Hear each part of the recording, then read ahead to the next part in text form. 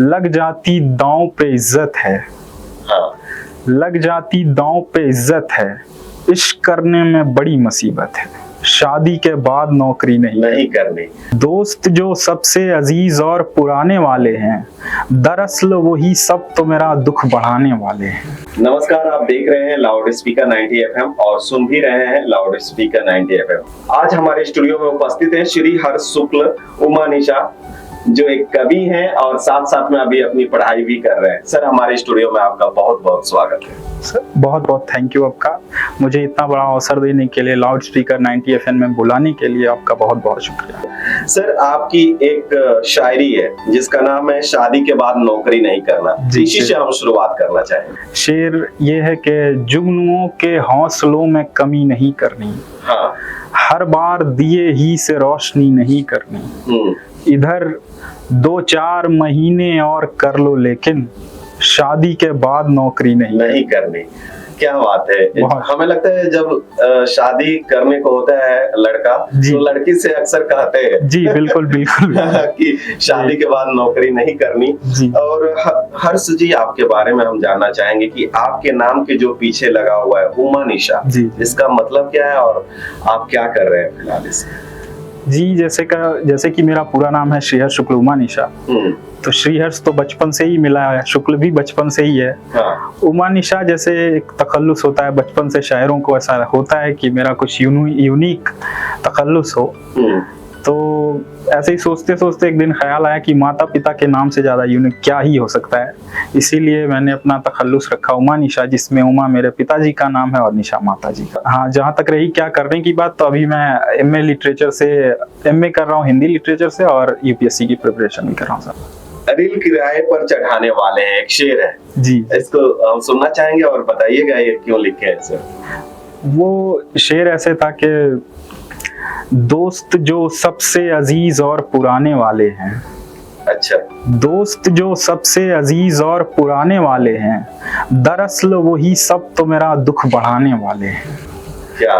कमरा चाहिए होगा तो बताना लड़कियों, कमरा चाहिए होगा तो बताना लड़कियों, हम दिल को किराए पे चढ़ाने वाले हैं। हम दिल को किराए पर चढ़ाने वाले हैं, इसमें कहना चाहते हैं अपने दोस्तों से कि बहुत दर्द छुपा हुआ है इसमें, तो हम जानना चाहेंगे इस लाइन को लिखने के पीछे क्या कहानी है। जी, जो पहला शेर है कि दोस्त जो सबसे अजीज और पुराने वाले हैं, हाँ, दरअसल वही सब तो मेरा दुख बढ़ाने वाले हैं। हाँ। तो ये कहीं ना कहीं सही बात भी है, जो अपने ही लोग होते हैं वही ज्यादा दुख भी देते हैं। तो ये शेर भी उसी से आया। जैसे शेर 3 तरीकों से लिखा जाता है, एक तो कुछ आप ऑब्जर्व करके लिखते हैं, एक आप इमेजिन करके लिखते हैं, एक जो आप फील करते हैं, एक्सपीरियंस जो कर रहे हैं वो उसको लिखते हैं। तो ये वाला शेर एक्सपीरियंस वाला शेर था कि जो दोस्त है वो दुख बढ़ाया उन्होंने। तो ये शेर वहीं से निकला है। हर्ष जी, आपकी एक गजल है बेवफाओं वाली रिक्कत है। वो गजल ऐसे थी कि लग जाती दांव पे इज्जत है, हाँ। लग जाती दांव पे इज्जत है, इश्क करने में बड़ी मुसीबत है। हाँ। छोड़ दूंगा तुझे भी कुछ दिनों में। अच्छा। छोड़ दूंगा तुझे भी कुछ दिनों में, मुझे बेवफाओं वाली दिक्कत। ये एक सच्चा शेर है। हाँ। ये शेर कहने के लिए पूरी हिम्मत चाहिए, क्योंकि कोई भी ऐसा, देखिए बैक ऑफ द माइंड आजकल के जो इश्क है, मोहब्बत है, वो कहीं ना कहीं धोखे वाली ही होती है। हाँ। सब एक हुकअप कल्चर चल रहा है, तो लोग इसको कहने के लिए हिम्मत चाहिए। होठ गर्दन पर निशा बताते जा रहे हैं, ये आपकी गजल है, इसको सुनना चाहेंगे आपसे। गजल ऐसे है कि होठ गर्दन पे निशा बनाते जा रहे हैं। हाँ। ये थोड़ा सा नए लड़के इसको सुनेंगे तो उनको ज्यादा अच्छा लगेगा। होठ गर्दन पे निशा बनाते जा रहे हैं, हम नीचे धीरे धीरे आते जा रहे हैं। हाँ। वो भी खिला रहा है बड़े सलीके से, हम भी चुपचाप धोखे खाते जा रहे हैं। क्या बात।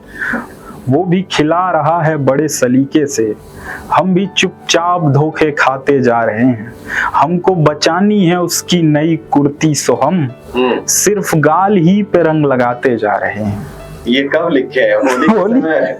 ये होली पे ही था। हाँ। एक शेर इसमें और आखिरी के, हमको बचानी है उसकी नई कुर्ती सो हम हाँ। सिर्फ गाल ही पे रंग लगाते जा रहे हैं। और इसका एक आखिरी शेर के मैं सुनसान समझ तेरे दिल में आया मगर, मैं सुनसान समझ तेरे दिल में आया मगर यहाँ तो लोग ही लोग आते जा रहे हैं। क्या बात है।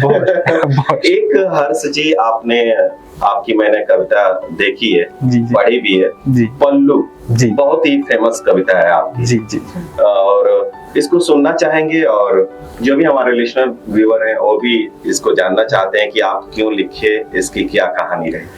जी। ये कविता थोड़ी सी संजीदगी वाली है और इसका एक बैकग्राउंड है, वो मैं आपको 2 मिनट में बता देता हूँ। बैकग्राउंड ये है कि एक दिन ऐसे ही मैं बैठा हुआ था गोरखपुर रेलवे स्टेशन पे, तो मैंने देखा कि ऐसे ही नीचे एक औरत बैठी हुई है, तो और वो सो रही थी, लेटी हुई थी, सो रही थी। तो उसको ऐसे, जैसे स्टेशन पे होता ही है, मच्छर वच्छर काटते ही हैं, तो मैं ऐसे ही देख रहा था कि मच्छर काट रहा है औरत को।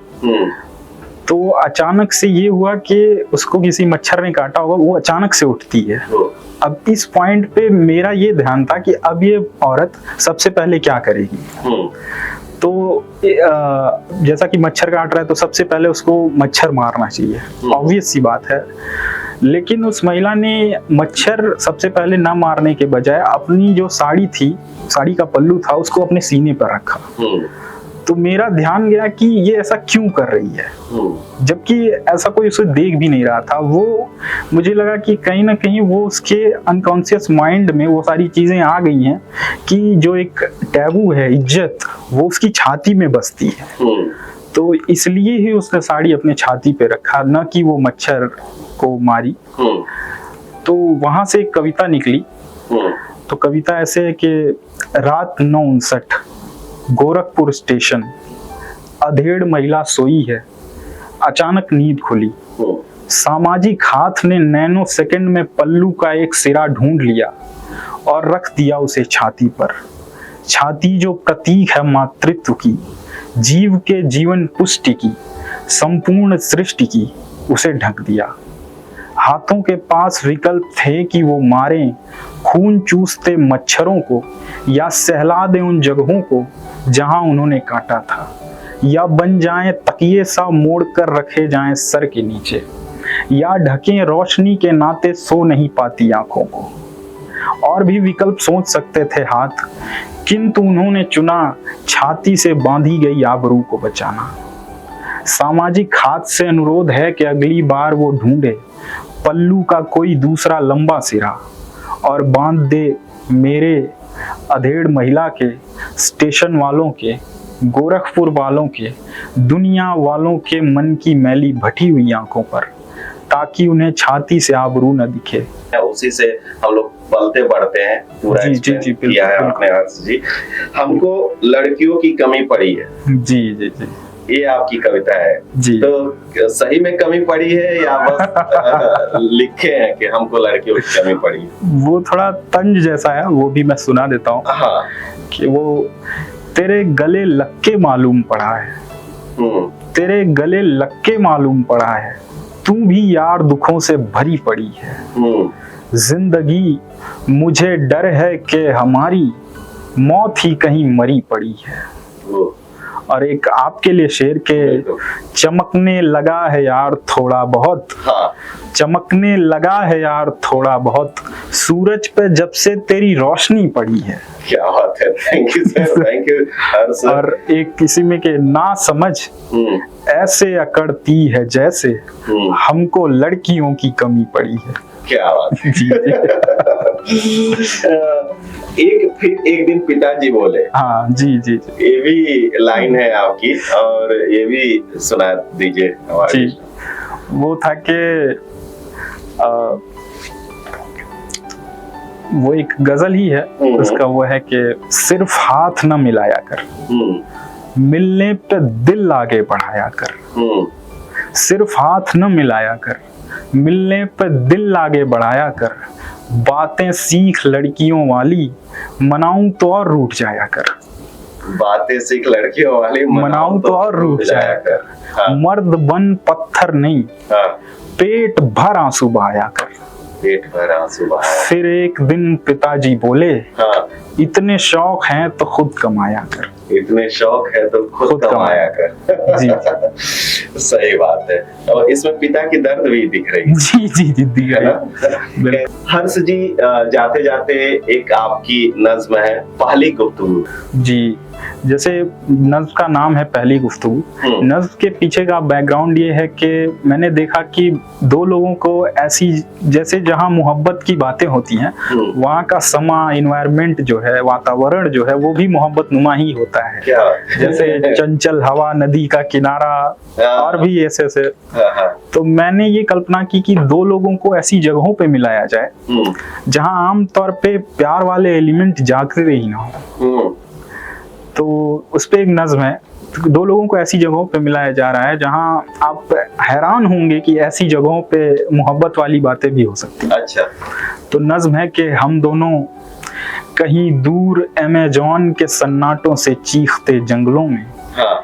किसी तन्हा दरख्त के नीचे पालथी मारे बैठे हों, मिट्टी और पसीने हमारे बदन को चूम रहे हों, बारिश बस अभी अभी थमी हो, पत्तों से टपकती पानी की आखिरी बूंद तुम्हारे चेहरे पे खुदकुशी करके सीधे जन्नत जा पहुंचे, और ऐसे में हमारी पहली गुफ्तगू हो।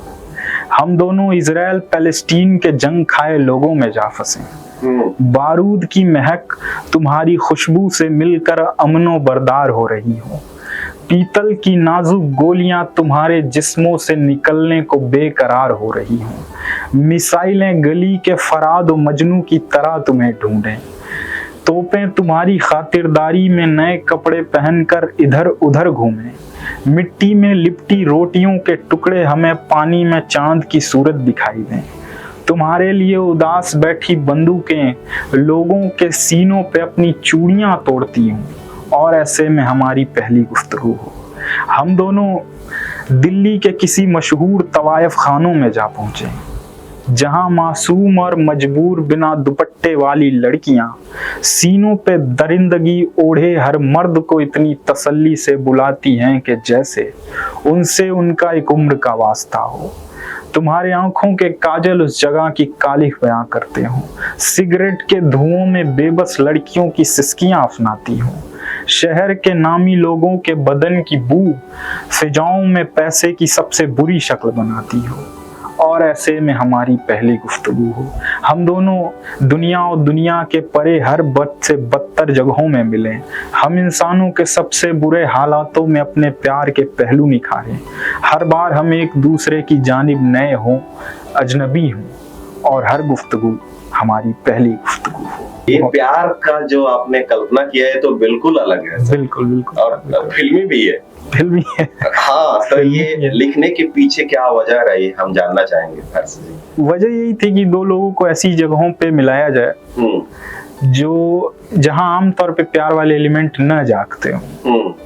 आमतौर पे ऐसा देखा गया है कि जहाँ प्यार वाले बातें होती हैं वहाँ का समा भी काफी प्यारा नुमा ही होता है, जैसे नदी का किनारा, चंचल हवा वगैरह वगैरह।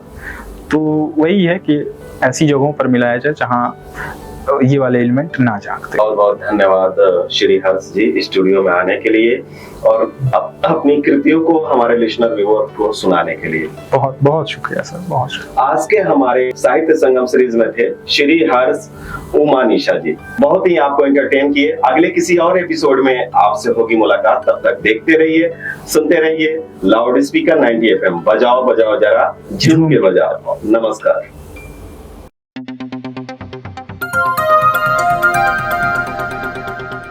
बजाओ जरा झूम के बजाओ, बजाओ बजाओ जरा झूम के बजाओ।